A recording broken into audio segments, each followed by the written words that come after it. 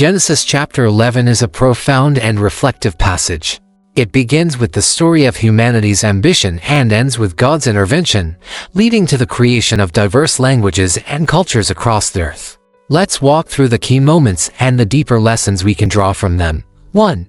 The Tower of Babel, humanity's pride. The chapter opens with a united humanity. In Genesis 11:1, it says, "Now the whole world had one language and a common speech." People were unified, but rather than using their unity for good, they chose to use it for their own self-glorification. They decided to build a city and a massive tower, reaching to the heavens, in order to make a name for themselves. In Genesis 11:4, they declare, "Come, let us build ourselves a city, with a tower that reaches to the heavens, so that we may make a name for ourselves, otherwise we will be scattered over the face of the whole earth." The life lesson here is the danger of pride. When humanity seeks to elevate itself above God's purpose, it often leads to misguided actions. This moment reminds us that our ambitions must be aligned with God's will, rather than being driven by the desire for personal glory or power. 2.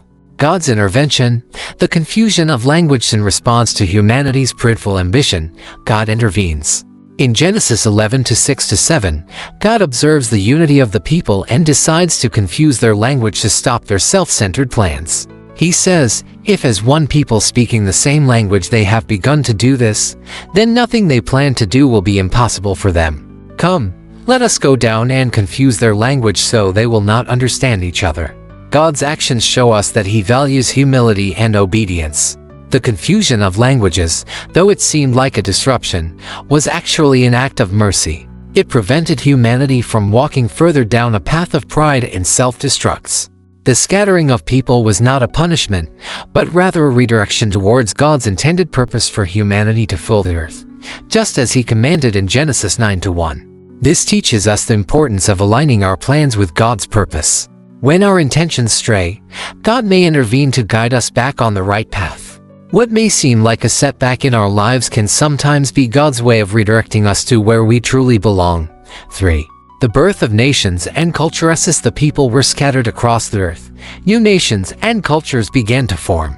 Genesis 11:8-9 reflects on this, saying, "So the Lord scattered them from there over all the earth, and they stopped building the city. That is why it was called Babel, because there the Lord confused the language of the whole world. From there the Lord scattered them over the face of the whole earth." The scattering of people and the development of different languages were not a sign of division, but rather the beginning of the diversity we see in the world today. God, in His wisdom, created variety in cultures, languages, and nations to fulfill His purpose for humanity. The lesson here is the beauty of diversity. God celebrates diversity, and it is part of His creative plan.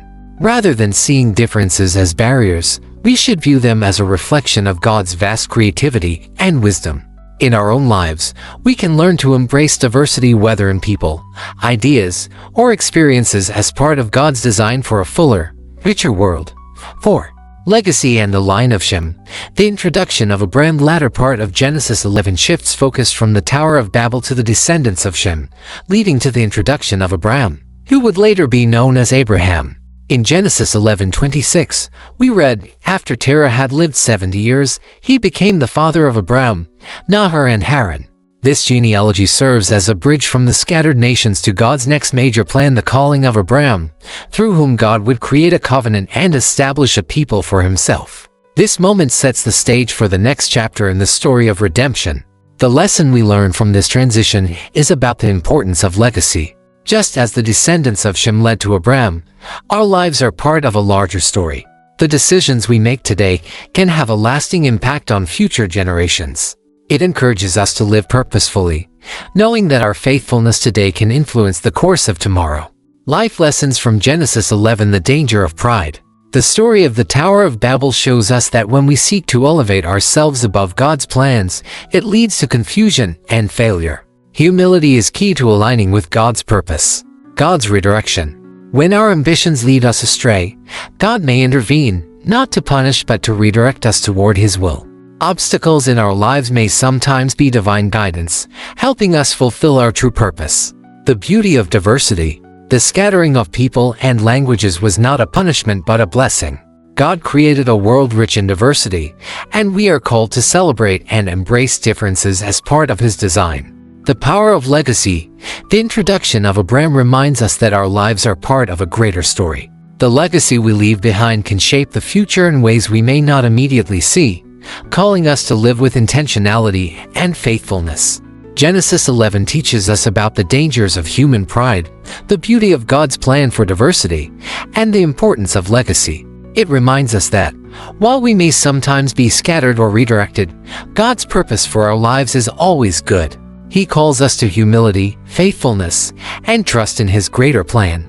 As we reflect on this chapter, let us seek to align our ambitions with God's will, embrace the diversity around us, and live lives that leave a positive, lasting legacy.